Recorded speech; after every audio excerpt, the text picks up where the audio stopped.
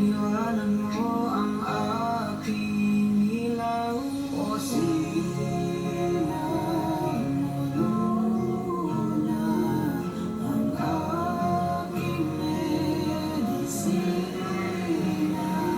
Sa mulot na gabi, di walang makatabi, umaasang ako'y may magabi.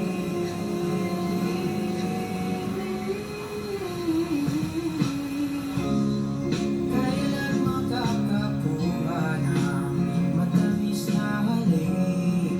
Hindi ko maitago ang aking pagkasabik. Hindi naman ako yung tao na nagmamadali.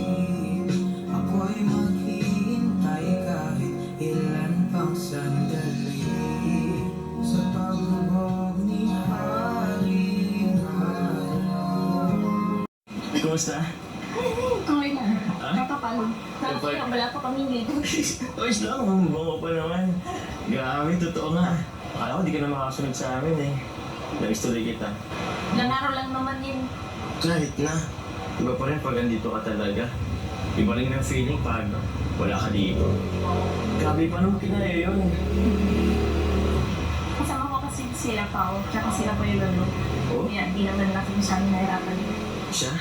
Ano pala sila? Yun din. Nanay na ingatan. Ah, grabe. Akala ko walang jump ka dito sa Vietnam eh. Pagsay talaga dito eh. Tsaka syempre, Hmm. baka kasi magkalat ka ng iba, kaya Grabe ka naman. Hindi naman ano yun. Kahit wala ka, hindi ako maghanap ng iba.